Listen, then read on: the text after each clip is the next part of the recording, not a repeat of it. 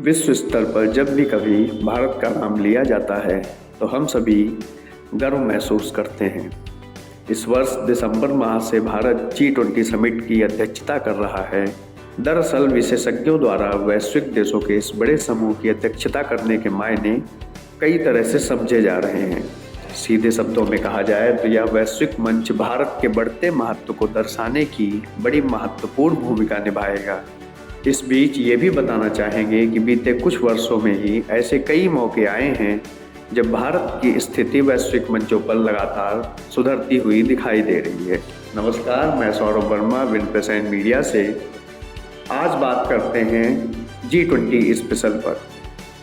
G20 group का गठन सन 1999 के दशक के अंत के वित्तीय संकट की पृष्ठभूमि में किया गया था, जिसमें विशेष रूप से पूर्वी एशिया और दक्षिण पूर्व एशिया को प्रभावित किया गया।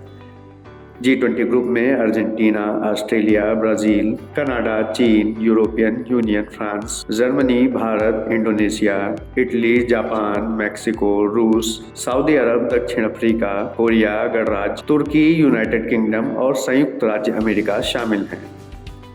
मन की बात कार्यक्रम में प्रधानमंत्री नरेंद्र मोदी ने देश को इस अवसर का उपयोग करने को कहा।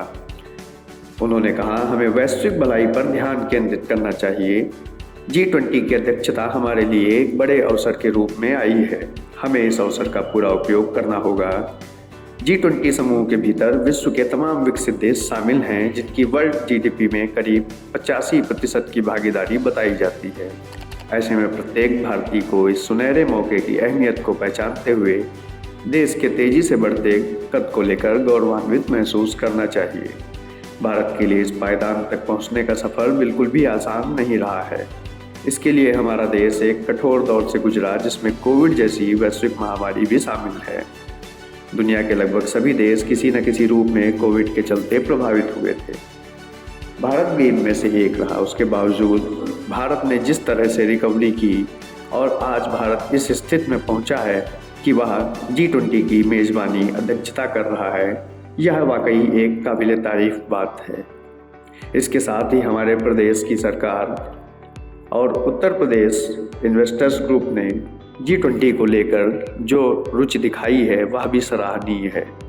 आगरा, बनारस, लखनऊ, अयोध्या, इन 4 जगहों ने जिस तरह G20 की अध्यक्षता में अपनी बढ़त को पेश किया है वह बहुत ही सराहनीय कदम है।